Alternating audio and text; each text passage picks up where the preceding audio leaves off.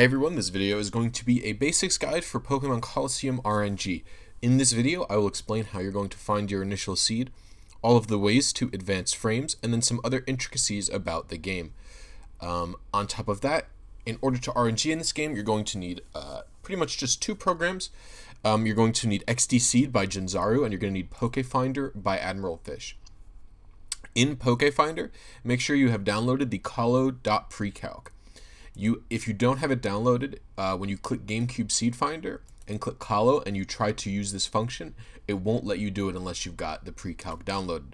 So it'll automatically give you a download link for it. So you don't have to go searching for it yourself. On top of that, XDSeed is in Japanese, so I will be providing several different translations for it throughout the video, and in the description or a pinned comment, I will have pictures of the translations of the sections of XDCeed you're going to be using. With that said, the only other things you might need are sometimes you'll need a timer, and sometimes you'll need a calculator. But other than that, that's all you'll need to RNG in this game.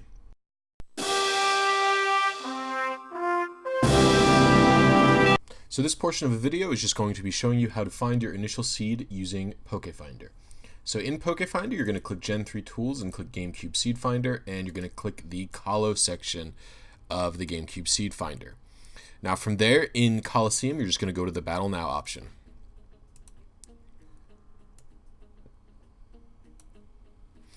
In Battle Now, you're going to be clicking the Ultimate Difficulty. Actually, I should move this down here probably.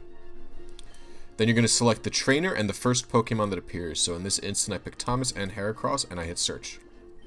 Do it again. Seth Suicune, hit search again. The second one is the one that takes the longest, but nothing else should take a huge amount of time. We have Wes Heracross, search. We will have Seth and Heracross again. Seth and Entei. And this usually takes, West Swampert. This usually takes about 7 to 8 tries. Sometimes it can take a little more. Seth Metagross. And there you have it. It'll ask you if you want to copy your initial seed to the clipboard. I suggest doing so. And that's how you find your initial seed. It's very, very simple.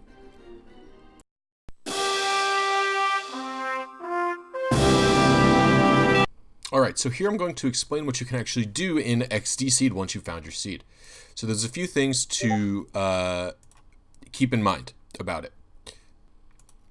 So, there are several functions to XDCeed. The first one we're going to cover is over here. This will tell you how far your seed is away from other seeds. So what I mean by this is if you paste your initial seed here, and you set a frame range, so this is the low end and this is the high end, so I would just set this to like 9, max out. Then in Pokefinder, if you click the GameCube section, you can click Searcher and search for specific spreads or PIDs.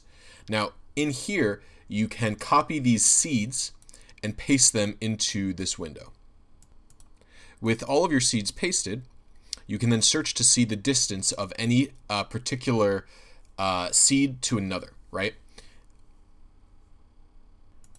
This is useful because depending on the distance of one seed to another, there are going to be varying techniques for actually advancing the RNG. So we're going to cover these smaller methods of advancing the RNG first that are also consistent. So let's say I wanted to advance to this seed, right? This would be one of my target spreads. How would I get 9,995 frames? Well, copy your initial seed again, and bring it over to this tab and paste it up here. Here is how many frames you're trying to advance. So we'll say around 10,000. These are all of the difficulties in the Battle Now option. So they go like this basically. Up here is singles, up here is doubles. So this is singles ultimate, singles hard, singles normal, and then singles easy, and then it goes the same. Doubles hard, or doubles ultimate, doubles hard, doubles normal, and then doubles easy. This is how many steps you're willing to do. It actually doesn't let you go above 8. And this is the remainder you're willing to have, in case it cannot calculate exactly how many steps you need to do. So let's do that. Cancel. You'll get a bunch of results pretty much right away instantly. So with that, let's pick this option here. This will advance us 9,973 frames, but it'll give us a remainder of 27. And I'm going to show you how to tackle the remainder of 27. But first, I'm going to also show you the steps. Now, if you notice, every little symbol here is actually two symbols. So it's this one and then this symbol. For all of the steps, it ignores the second symbol, and it just does either this character or this character. So like this basically just says she ultimate. So the she is for singles, right? It's just an abbreviation. Again, I will have a translation for this in the description, but it is a lot of Japanese. I understand that. All right. So with that said, let's do these steps. So it's asking for me to do here singles ultimate 4 times in a row. Then it's asking for singles, and you see this picture lines up, normal. Then it's asking for doubles normal, and then it's asking for singles hard, and then doubles hard. So after we do the 4 ultimate advances, which are the easiest one, we go down to singles normal. Then you go to doubles, and doubles normal is what I'm doing. Then back to singles and singles hard. And you have to follow the order. You can't do them in any order. And finally, doubles hard. So that will advance us to where we only have to advance 27 more frames. Now, to advance the remainder of a consistent amount of frames, there are 2 ways, actually 3 technically, to advance a small amount of frames. So I will cover that now. So the first way is just to change the rumble setting and save. So if we go into options here and we change the rumble setting from whatever it currently is to the opposite of it, and you save that value, it will advance 20 frames. Simple as that. The other, the other way is to go check your shadow list in your PDA. That will advance you 7 frames. So you can see why I picked 27. That will advance you exactly 7 frames. So pause immediately upon loading into the game, click PDA, and just view your shadow list, and that'll advance 7. The other way to do its small advances is if you're next to a PC, you can save there, and that will advance 20 frames. But that's not particularly useful.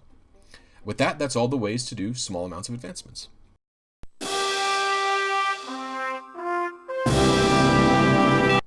Now, let's say we have to do more than 10,000 advances. If you have more than 10,000 advances to do, this tab here does not work very well. And so if you have to do a lot of advances, the best option is to go into a battle in the Battle Now option. So I've got a single battle loaded up here. Now, the way this works is in singles or double battles, the second the battle itself starts, so right now, right after these Pokeballs fade, the frames advance extremely quickly. They advance around 2,180 per second, and it's like not very consistent. In a double battle, they would advance 2,280 per second. And again, it's still not too consistent. So what you would do is you would go into a battle and keep track of how many frames you're trying to advance per second.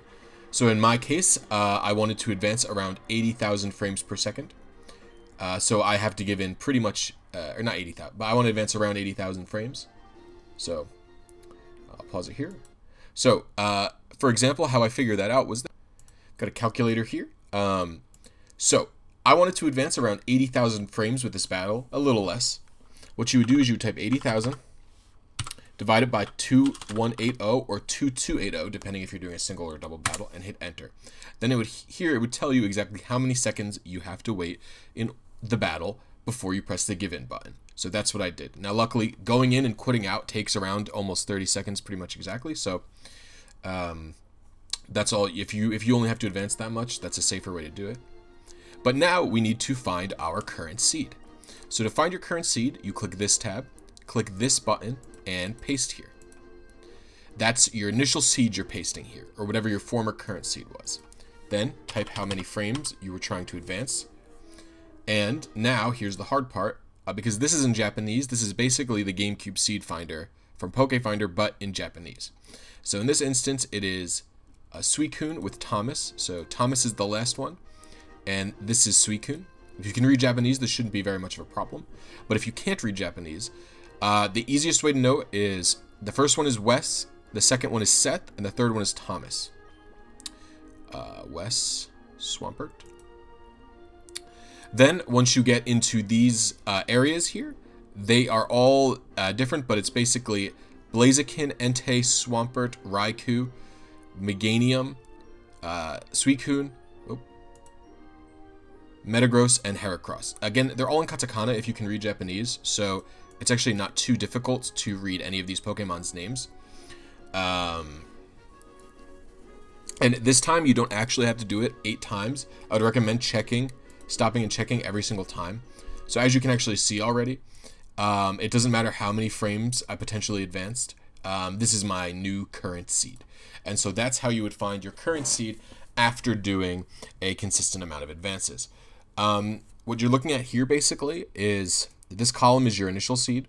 This column is how many frames you probably advanced, like using an inconsistent method. This here is how many frames the title screen would have advanced. And then this is the total, which adds these 2 columns up together. And then this is your new current seed. The reason these values don't matter as much is because you can't tell them apart, right? And all that matters is what your seed is on that you're on now.